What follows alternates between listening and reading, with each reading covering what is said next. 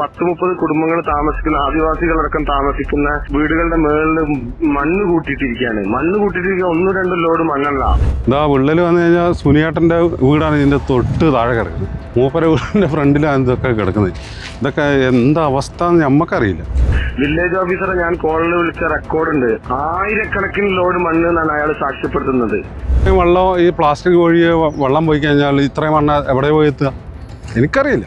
ഒരു സാധാരണക്കാരൻ അവന്റെ 5 സെന്റ് വയൽ നികത്തി ഒരു വീട് വെക്കാൻ നോക്കുമ്പോൾ അവന്റെ ട്രാക്ടർ അടക്കം പിടിച്ചുകൊണ്ടാവില്ലേ? അതിന് പകരം 1000-കണക്കിന് ലോഡ് മണ്ണ് ഒരു ഇതുമില്ലാതെ എടുത്തിട്ട് എന്ത് നിയമ നടപടിയാണ് സ്വീകരിച്ചിട്ടുള്ളത്? നമുക്കറിയില്ല. ഇവര് പള്ളിയിലെ അച്ഛൻ പറഞ്ഞ് ഇവര് ഉറപ്പിച്ചു വെച്ച സാധനമാണെന്ന് പറഞ്ഞു. ഇതാണ് ഉറപ്പിച്ചു വെച്ച സാധനം. ഒരു റിട്ടേൺ വാള് പോലും കെട്ടാതെ ഇത്ര ഇതിട്ടിട്ടും നിയമം നോക്കുകുത്തിയാവുന്നു എന്ന് മനസ്സിലായപ്പോൾ ഞങ്ങൾ എല്ലാ വിധത്തിലും ഇതിന് ഈ SHRPC എന്ന് പറയുന്ന സംഘടന മുഖാന്തരം ശ്രമിക്കുകയും കേരളത്തിലെ എല്ലാ പ്രമുഖ മാധ്യമങ്ങളും വിളിച്ചു. പക്ഷെ ഒരാൾ പോലും ആ വാർത്തയോട് പ്രതികരിച്ചില്ല.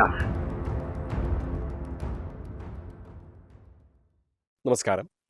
വയനാട് സുൽത്താൻ ബത്തേരിയിൽ പ്രവർത്തിക്കുന്ന അൽഫോൻസ കോളേജ് അധികൃതർ കോളേജിന്റെ പിറകുവശത്തുള്ള പ്രദേശം മണ്ണിട്ട് നികത്തുന്നതിനെതിരെ മറുനാടൻ ഏതാനും ദിവസങ്ങൾക്ക് മുൻപ് ഒരു വാർത്ത നൽകിയിരുന്നു.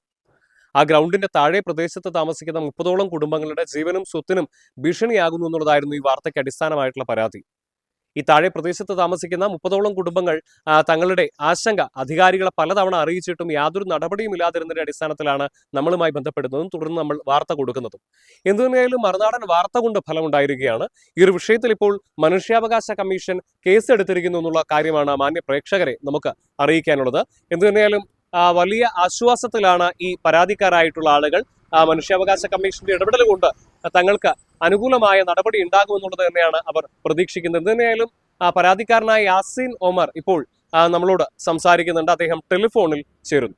ശരിക്കും ഞാൻ എന്റെ കയ്യിൽ ഇതിൽ എല്ലാ റെക്കോർഡുകളും രേഖകളും ഉണ്ട്. ഞങ്ങള് state human rights protection centre SHRPC എന്ന സംഘടനയുമായി ബന്ധപ്പെട്ടിട്ടാണ് അവിടെ പോകുന്നത്.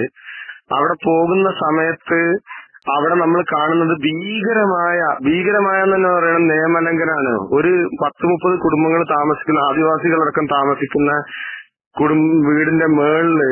വീടുകളുടെ മേളിൽ മണ്ണ് കൂട്ടിയിട്ടിരിക്കുകയാണ്. മണ്ണ് കൂട്ടിയിട്ടിരിക്കുക 1-2 ലോഡ് മണ്ണല്ല.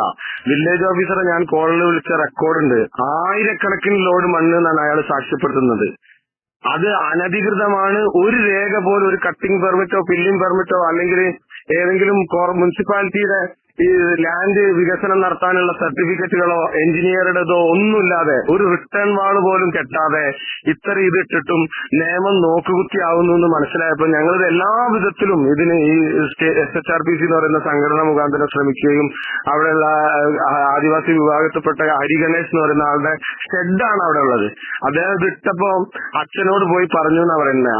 അവിടുത്തെ ഈ പ്രിൻസിപ്പാളോ ആരോ ആണ് ഈ അധികാര സ്ഥാനത്തുള്ള പുള്ളി പറഞ്ഞത്, നിന്റെ കാര്യം മുനിസിപ്പാലിറ്റി നോക്കിക്കോളുന്ന.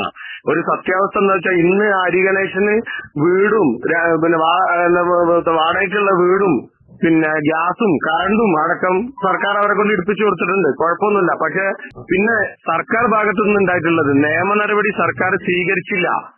സർക്കാർ നിയമ നടപടിക്ക് വെയിറ്റ് ചെയ്യും. നമ്മൾ ചെയ്യും. ഞങ്ങൾ ആദ്യം അവരെ സെറ്റിൽ ചെയ്യാനുള്ള പരിപാടി നല്ല കാര്യം തന്നെ. പക്ഷെ വിവിധ ഡിപ്പാർട്ട്മെന്റുകൾ ഉണ്ടല്ലോ.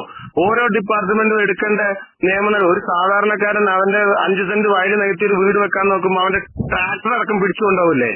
അതിന് പകരം 1000-കണക്കിന് ലോഡ് മണ്ണ് ഒരു ഇതുമില്ലാതെ എടുത്തിട്ട് എന്ത് നിയമ നടപടിയാണ് സ്വീകരിച്ചിട്ടുള്ളത്? അതുകൊണ്ടാണ് മനുഷ്യാവകാശ കമ്മീഷനെ സമീപിച്ചത്. മനുഷ്യാവകാശ കമ്മീഷൻ അടിയന്തരമായിട്ട് ഇടപെടുകയും കേസെടുക്കുകയും ചെയ്തതിൽ സന്തോഷമുണ്ട്. പിന്നെ ഇതിൽ പ്രത്യേകം ശ്രദ്ധിക്കേണ്ട ഒരു കാര്യം, ഞങ്ങൾ കേരളത്തിലെ എല്ലാ പ്രമുഖ മാധ്യമങ്ങളും വിളിച്ചു. ഞാൻ പേരെടുത്ത് പറയുകയാണെങ്കിൽ പ്രമുഖരായിട്ടുള്ള ഈ ഇതിലൊക്കെ ഉള്ള റിപ്പോർട്ടറും അതിലുള്ള എല്ലാവർക്കും ഞാൻ പേഴ്സണലി മെസ്സേജ് അയച്ചു. ഇതിലിപ്പോ മറുനാടിന്റെ റിപ്പോർട്ടറൊക്കെ അയക്കുന്ന പോലെ തന്നെ. പക്ഷെ ഒരാൾ പോലും ആ വാർത്തയോട് പ്രതികരിച്ചില്ല. കുറച്ചുപേർ മനോരമയുടെ റിപ്പോർട്ടർ തിരിച്ചു വിളിച്ചിട്ട് പറഞ്ഞ സഭ ഓപ്പോസിറ്റ് ആയതുകൊണ്ട് അതിൽ ഇടപെടില്ല. ഞാൻ പറയുന്ന മാധ്യമ മേധാവിമാരോ അതിന്റെ എഡിറ്റർമാരോ ചിലപ്പോൾ അതാ പറഞ്ഞത് ലോക്കലിലുള്ള ആളുകൾക്ക് മര്യാദക്ക് ശമ്പളം കൊടുത്തില്ലെങ്കിൽ അവർ കൈക്കൂലി വാങ്ങിച്ചിട്ടോ അല്ലെങ്കിൽ എന്തെങ്കിലും ആക്കിയിട്ടോ ഈ വാർത്ത കൊടുത്തില്ല. അവരിത് കോംപ്രമൈസ് ചെയ്യാണ്. അവർക്ക് ഇഷ്ടമുള്ള വാർത്തകൾ മാത്രമാണ് കൊടുക്കുന്നത്. അവർ ഭയപ്പെടുകയാണ് ആളുകൾക്കെതിരെ വാർത്തകൾ കൊടുക്കാൻ. ഇത് എന്താണ് ഇതിന്റെ റീസൺ എന്ന് ഓരോ മാധ്യമ പ്രവർത്തകരും ആലോചിക്കേണ്ടത്. മനുഷ്യാവകാശ കമ്മീഷൻ കേസെടുത്തു ഇന്നലെ, എന്നിട്ട് പോലും അത് വാർത്തയാക്കുന്നില്ല. ഏതെങ്കിലും ഒരു കേസിൽ സാധാരണ നമ്മൾ കാണുന്ന വാർത്ത, മനുഷ്യാവകാശ കമ്മീഷനൊക്കെ ഏതെങ്കിലും ഒരു വിഷയത്തിൽ കേസെടുത്താൽ മനോരമയും മാതൃഭൂമിന്റെ ഒക്കെ ഫ്രണ്ട് പേജിൽ അത് വാർത്ത വരും. ഈ വാർത്ത എന്താ വരാത്തത്? ഈ വാർത്ത വരാത്തതിന് ഒരൊറ്റ കാരണമേ ഉള്ളൂ. ഇവർ ജനങ്ങൾക്ക് വേണ്ടിയിട്ടൊന്നല്ല ഇത് നടത്തുന്നത്. ഇവർ മാധ്യമങ്ങൾ നടത്തുന്നത് പിന്നെ അവരവരുടെ വ്യക്തി താല്പര്യങ്ങൾക്കും സ്വാർത്ഥ താല്പര്യങ്ങൾക്കും വേണ്ടി പക്ഷം പിടിച്ചുകൊണ്ടുള്ള വാർത്ത ഇവർ കൊടുക്കുള്ളൂ. അതിൽ നിന്ന് വ്യത്യസ്തമായ ചാനലാണ് മറുനാടൻ അറിയുന്നതുകൊണ്ടാണ് മറുനാടനെ സമീപിച്ചത്. മറുനാടൻ കൃത്യമായിട്ട് ആ വാർത്ത കൊടുക്കുകയും ചെയ്തു. അതിൽ വളരെ സന്തോഷവും നന്ദിയും മറുനാടനുണ്ട്. കോളേജിന്റെ ഗ്രൗണ്ട് വിപുലീകരണത്തിന്റെ പേര് പറഞ്ഞുകൊണ്ടാണ് ഇത്തരത്തിൽ വയനാട് അൽഫോൻസ കോളേജ് അധികൃതർ കോളേജിന്റെ മുൻവശത്ത് നിന്നുള്ള മണ്ണെടുത്ത് പിറകു വശത്ത് കൊണ്ടുവന്ന് നിക്ഷേപിക്കുന്നത്. എന്നാൽ അതേസമയം ഈ ഗ്രൗണ്ടിന് താഴെ പ്രദേശത്ത് താമസിക്കുന്ന ആദിവാസികൾ അടക്കം വരുന്ന 30ഓളം കുടുംബങ്ങൾ ഈ മണ്ണ് നല്ലൊരു മഴ പെയ്തു കഴിഞ്ഞാൽ തങ്ങളുടെ വീടിന് മേലേക്കായിരിക്കും പതിക്കുക, ഇത് തങ്ങളുടെ ജീവനും സ്വത്തിനുമെല്ലാം ഭീഷണിയാണ് എന്നുള്ള വിഷയം ചൂണ്ടിക്കാണിച്ചുകൊണ്ട് കോളേജ് അധികൃതരുമായും അതുപോലെ തന്നെ ബന്ധപ്പെട്ട അധികാരികളുമായും സംസാരിച്ചെങ്കിലും അവരുടെ ഭാഗത്തു നിന്നും അനുകൂലമായൊരു നടപടി ഉണ്ടായിട്ടില്ല എന്നുള്ളതാണ് പറയുന്നത്. എന്തു തന്നെയായാലും ഇതിന് പിന്നാലെയാണ് മറുനാടൻ ഈ ഒരു വിഷയം പ്രേക്ഷകരുടെയും ബന്ധപ്പെട്ട അധികാരികളുടെയും എല്ലാം ശ്രദ്ധയിൽപ്പെടുത്തുന്ന മട്ടിലൊരു വാർത്ത ചെയ്തത്. അതിന്റെ അടിസ്ഥാനത്തിൽ ഇപ്പോൾ മനുഷ്യാവകാശ കമ്മീഷൻ കേസെടുത്തിരിക്കുന്നു. ആ പാവപ്പെട്ടവർക്ക് നീതി ലഭിക്കുമെന്നുള്ളത് തന്നെയാണ് നമ്മളും പ്രതീക്ഷിക്കുന്നത്. ഈ ഒരു വിഷയവുമായി ബന്ധപ്പെട്ട് നമ്മൾ കോളേജ് അധികൃതരുമായി സംസാരിച്ചപ്പോൾ അവർ പറഞ്ഞത് യാതൊരു തരത്തിൽപ്പെട്ട നിയമലംഘനങ്ങളും തങ്ങളുടെ കോളേജിന്റെ പരിധിയിൽ നടക്കുന്നില്ല എന്നുള്ളതാണ്. തങ്ങൾ പ്രവർത്തിക്കുന്ന അത്രയും നിയമം അനുസരിച്ച് മാത്രമാണെന്നുള്ളതാണ് കോളേജ് അധികൃതരുടെ ഒരു വാദം എന്നുള്ളതാണ്. എന്തു തന്നെയായാലും ഈ കോളേജ് ഗ്രൗണ്ടിന്റെ താഴെ താമസിക്കുന്ന 30ഓളം വരുന്ന കുടുംബങ്ങൾ അവരുടെ ആശങ്കയ്ക്ക് അടിസ്ഥാനമുണ്ടെങ്കിൽ അത് പരിഹരിക്കപ്പെടേണ്ടതാണ്. അവർക്ക് നീതി ലഭ്യമാകേണ്ടതാണ്.